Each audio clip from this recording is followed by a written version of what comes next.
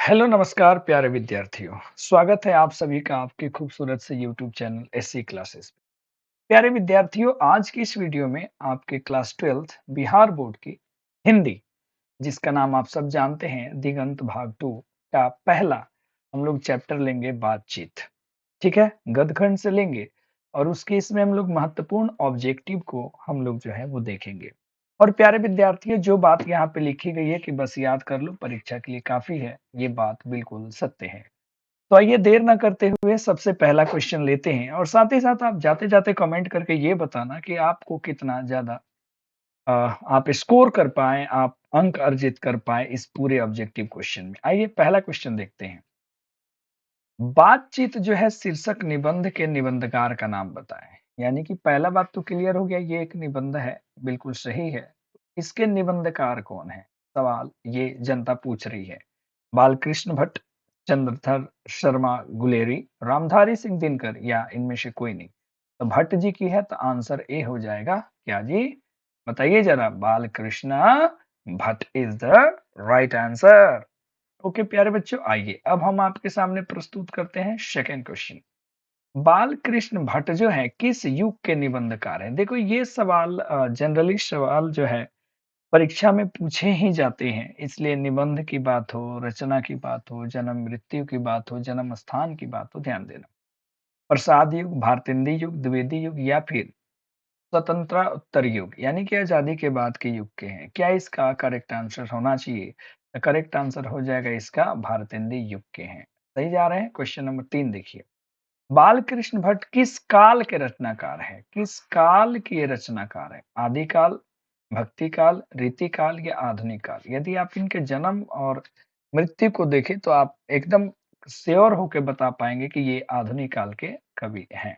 आइए question number आगे देखते हैं प्यारे बच्चों। ठीक है, क्वेश्चन नंबर आगे देखते हैं। Question number 4।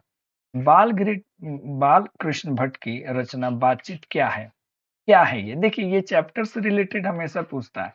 जैसे अगर कोई नाटक है तो बच्चे नाटक जवाब दे देते हैं। अगर कोई संभाषण है तो बच्चे संभाषण जवाब दे देते हैं। अगर वो कहानी है तो बच्चे कहानी आंसर दे देंगे। अगर वो ललित निबंध या निबंध है तो बच्चे निबंध दे देंगे। ये क्या है? ये एक एकांकी यात्रा नहीं, ये एक ललित निबंध है। करेक्ट आंसर हो गया। क्वेश्चन नंबर 5 देखेंगे।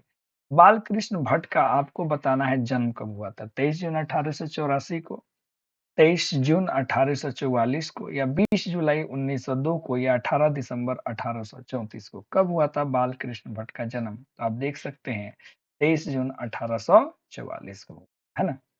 इनका निवास स्थान कहाँ है? यानी कि ये जो जन्मे थे वो जगह कहाँ है? समस्तीपुर बिहार, पटना बिहार, बनारसी उत्तर प्रदेश नहीं। करेक्ट आंसर होगा इलाहाबाद उत्तर प्रदेश की ये रहने वाले। ठीक है ना। नेक्स्ट क्वेश्चन देखिए। कौन सी रचना बालकृष्ण भट्ट की नहीं है? यानी कि यहाँ पे ये जो रचनाएं हैं, ये इसमें तीन ऐसी रचनाएं होंगी, तीन ऐसी रचनाएं होंगी जो बालकृष्ण भट्ट की हैं और एक उनकी रचना नहीं है। बताइए इसका करेक्ट आंसर क्या होगा? करेक्ट आंसर इज डी, परीक्षा गुरु। बहुत सही जा रहे हैं गुरु। क्वेश्चन नंबर 8 देख लो। 8 क्या कह रहा है कि बालकृष्ण भट्ट के मन में जो है अध्ययन की रुचि, यानी कि पढ़ाई लिखाई की रुचि किसने लाल जगाई थी? लालसा। देखो सबसे पहले तो इनकी माता जी ने ही ये काम किया था। माता जी जो है पढ़ाई की लालसा लगाई थी, लेकिन कौन थी? सीता इनकी माँ का नाम था, उर्मिला था, अहिल्या था या पार्वती देवी? ओवरऑल यहाँ पे माता जी का ही नाम पूछा जा रहा है। माता जी पार्वती जी थी। चलो जी, करेक्ट आंसर हो गया आपका। चलिए जी बेटा आगे आ जाते हैं। क्वेश्चन नंबर 9 देखते हैं। बालकृष्ण भट्ट ने कौन सा मासिक पत्र निकाला था? इसको तो आप एकदम वीवीआई कर लीजिए और एकदम 2025 या आगे जब भी परीक्षा देंगे इसको कंठस्थ कर लीजिए। प्रताप, कर्मवीर, हिंदी प्रदीप और ज्योत्सना। करेक्ट आंसर हो जाएगा हिंदी प्रदीप, है ना। क्वेश्चन नंबर 10 देखिए। बेन जॉनसन ने क्या कहा था? देखो इसमें स्टेटमेंट आएगा बेन जॉनसन का, आगे एक और का आएगा, उसको हम लोग देखेंगे। पहले बेन जॉनसन को देखते हैं। एडिशन का एक आएगा। मनुष्य के रूप में साक्षात्कार बोलने पर ही होता है, मनुष्य को सुनने से ही जाना जा सकता है, या फिर दबंगों की आवाज, ये तो कहीं से भी नहीं होगा।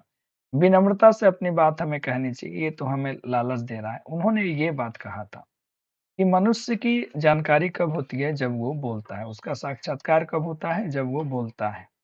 क्वेश्चन नंबर 11 देखिए, रॉबिन्सन क्रूसो, ये नाम याद रखिएगा, 16 वर्ष के बाद किसके मुख से इन्होंने एक बात सुनी थी? ठीक है, रॉबिन्सन क्रूसो, देखा होगा आपने जब चैप्टर पढ़ा होगा, इनका नाम आया होगा।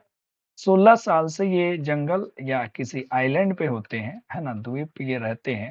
तो सवाल पूछा जाता है इन्होंने किनकी आवाज़ सुनी थी? फ्राइडे, संडे, एडिशन या स्टेलिन, ये तीनों तो बिल्कुल नहीं होंगे। करेक्ट आंसर ए हो जाएगा फ्राइडे, है ना? चलिए जी बाबू, अगले क्वेश्चन पे आते हैं। क्वेश्चन नंबर देखते हैं 12, बाल कृष्ण भट्ट के पिताजी का नाम बताना है। इनके पिताजी का नाम कौन था? देनी? नहीं, बेनी बिल्कुल सही जवाब है।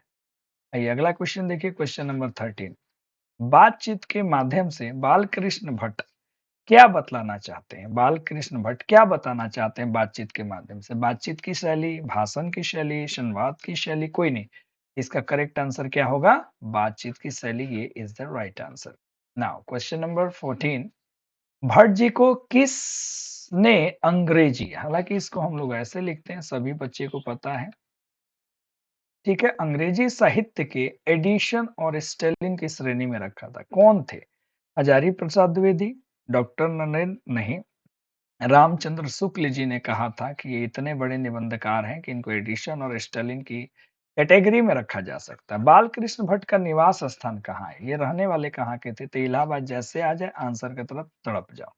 वाक शक्ति के अनेक फायदों में कौन दो हैं? दो अनेक फायदों में कौन दो फायदे हैं? बकबक भाषण? नहीं, ये नहीं, ये नहीं, स्पीच और बातचीत, इसकी चर्चा हम लोग शुरू से ही करते हैं, है ना? चमनिस्तान शब्द का अर्थ क्या है?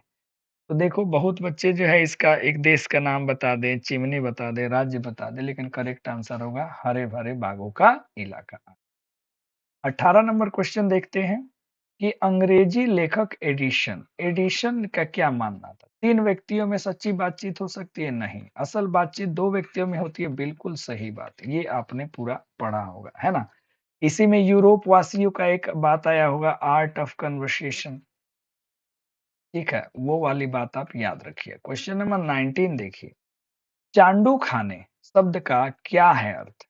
बाल मुंडवाने की जब, अच्छा बच्चा कंफ्यूज भी हो जाए, चंडू खाना मतलब कहेगा अरे चंड आदमी है, मतलब बाल नहीं है इसके, तो ये तो मार दे तो गलत हो जाएगा। सैलून, अच्छा जहां बाल मुंडवाया जाए, वो जगह आप कहेंगे तो आप बोलेंगे नहीं गुरुजी, ये भी गलत होगा। चलिए ठीक है, तो अफ़ीम खाने की मंडली, ये बिल्कुल सही है। चंडाल रहते हैं, नहीं जी, ये तो बिल्कुल नाइंसाफ़ी हो जाए। क्वेश्चन नंबर देखते हैं 20, बालकृष्ण भट्ट किस पत्रिका का संपादन किया था? ये रिपीट सवाल हो गया, आर्यवर्ता, हुंकार, हिंदी प्रदीप, ये बहुत वीवीआई है। तो प्यारे बच्चों, हम लोगों ने 20 सवाल यहाँ पे एमसीक्यूज आप सभी के साथ मिलकर के किए हैं।